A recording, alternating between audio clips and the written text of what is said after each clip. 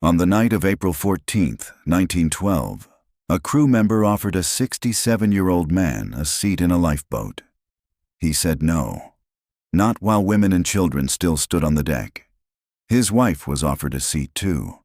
She stepped toward it, then stepped back, placed her fur coat on the shoulders of her young maid, and pushed the girl toward the boat instead. "We have lived together for many years," she told her husband. "Where you go, I go." Their names were Isidor and Ida Straus, co-owners of Macy's, one of the wealthiest, most respected couples in America. Married for 41 years, and in a few hours, two of the only first-class passengers who chose the ocean over survival, when survival was theirs for the taking. You already know this part. It's the part that made it into the movie. The elderly couple, arms around each other, water rising around the bed. But here's what almost nobody tells you. Isidor and Ida left behind 6 living children, grandchildren, a retail empire worth millions, a family name that, overnight, became a national symbol of devotion. This isn't another Titanic death story. This is the story of what happened to the family left behind. What happens to a family when the two people holding it together suddenly disappear, in front of the entire world, in the most famous shipwreck in history? That's the question this video actually answers. Not, how did they die? Everyone already knows that part. The question is what came after. Isidor arrived in America at 9 years old, unable to speak English, the son of a Bavarian dry goods dealer fleeing economic collapse. The family settled first in Columbus, Georgia, then in nearby Talbotton, where his father opened a modest general store. It was not glamorous. It was survival. Then came the Civil War, and with it, ruin. The family's Georgia business collapsed under a dying Confederate economy. So they did what they'd already done once before. They moved, adapted, and started over completely. This time in New York City. In the basement of a shop on 14th Street, owned by a man named Roland Hussey Macy, Isidor's father began selling chinaware and glassware on commission. Isidor and his brother Nathan worked alongside him. Slowly, methodically, the Straus brothers didn't just work for Macy's, they bought into it, piece by piece, until they owned it outright by 1896. By 1902, their new flagship at Herald Square was the largest department store on earth. 9 floors, one of the first wooden escalators in America, a level of service that redefined what shopping could even mean. Isidor didn't stop there. A term in Congress, a cabinet secretary brother, a hospital board seat, the Educational Alliance, an institution still helping immigrant families on the Lower East Side today. Built by a man who remembered exactly what it felt like to arrive with nothing, unable to speak the language, watching his father sell dishes out of someone else's basement. This wasn't just wealth. It was one of the most respected Jewish American families in the country. Self-made, publicly generous, woven into the identity of New York itself. Isidor served a term in the U.S. House of Representatives. His brother Oscar became the first Jewish member of a presidential cabinet, serving as Secretary of Commerce and Labor. Isidor sat on hospital boards, advised presidents informally on economic matters, and never once let the family forget where it had started, in a stranger's basement, selling dishes on commission. Which is exactly what makes the lost land so hard. This wasn't an anonymous couple lost at sea. It was 2 of the most recognizable people in America, vanishing on the same night, in front of the same headlines the whole country was reading. And through all of it, one marriage held steady at the center. Isidor and Ida had married in 1871, 41 years by the time the Titanic sailed. Whenever business or politics pulled them apart, even for a single day, they wrote to each other. Not occasionally, daily. 4 decades of nearly uninterrupted letters. A cousin of Isidor's once said their devotion was rare, even among couples who had weathered an entire lifetime together. 6 surviving children. Grandchildren already being born. A 15-year-old granddaughter, Beatrice, traveling with them through Europe that winter. left behind in Germany before the return voyage, almost as an afterthought. That afterthought would save her life. Isidor and Ida boarded the Titanic almost by accident of scheduling. A different ship line, a faster crossing. It would cost them everything. 6 children, married, grown, building lives of their own. None of them had any reason to think this winter would be different from any other winter their parents had spent in Europe. They were about to find out how wrong that assumption was. For 4 days, the family didn't know whether their parents were alive. Early reports out of New York claimed all first-class passengers had survived. The children held on to that, refused to believe anything else because the alternative was unthinkable. Then the lists started arriving, fragmented, contradictory, revised overnight. And somewhere in that stretch of days, hope quietly, unbearably, turned into dread.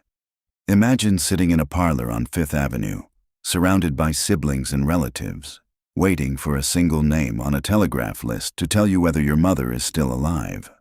Isidor's body was recovered, pulled from the Atlantic by the cable ship Mackay Bennett, catalogued with clinical coldness as body number 96, elderly male, gray hair, gold watch, 40 pounds in banknotes. A man who had once negotiated the ownership of the largest store in the world, reduced to an item list on a recovery manifest. Ida's body was never found. Of the 4 first-class women who died that night, she was one of them. A woman who had a lifeboat seat and gave it away. For the children, that meant 2 different kinds of grief arriving at 2 different times. A father they could bury, a mother they never could.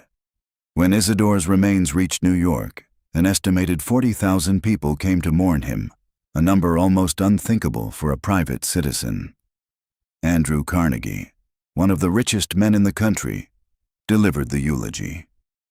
Macy's closed its doors entirely, an almost unimaginable sacrifice of revenue for a business built on relentless commercial ambition. Isidor was buried at Woodlawn Cemetery beside a cenotaph, an empty tomb, built for the wife the ocean never returned. Carved into the stone is a line from the Song of Solomon. Many waters cannot quench love, neither can the floods drown it. A hauntingly literal epitaph for 2 people who drowned rather than let the water do exactly that. The funeral ended. The mourners went home. And 6 children were left standing there, asking themselves the only question that mattered now. Now what? Jesse, the eldest son. His father built Macy's. Now Jesse inherited the weight of it, rising to company president and steering the store through 2 decades of expansion no one had guaranteed would happen. But Jesse's ambitions reached further than retail. In 1933, President Roosevelt appointed him United States Ambassador to France. The son of 2 immigrants who'd once fled poverty in Europe was now representing America inside it, as fascism tightened its grip across the continent. He served until 1936, the same year he died, just 24 years after the Titanic took his parents. Percy, his father, built the store. Jesse had inherited its leadership first. Now Percy took his turn, becoming president of Macy's and holding the position until 1944, more than 3 decades of steering an empire his parents never got to see grow past its infancy. He married into another retail dynasty entirely, Edith Abraham, daughter of the man who founded Abraham and Straus, joining 2 of New York's great department store families into one bloodline. Percy's own son, Donald, would grow up to become a respected mediator and public service executive. Proof that whatever Isidor and Ida had instilled in their children kept resurfacing in their grandchildren, in forms none of them could have predicted at a dinner table in 1890. Herbert. He lost his parents just as publicly as his siblings did, but he chose the quietest path through it. No ambassadorship, no headlines, just decades of steady, unglamorous work at Macy's until retirement, holding up the family business from inside it rather than needing to be its face. Not every child of a tragedy becomes a symbol. Some simply keep showing up to work. Sarah.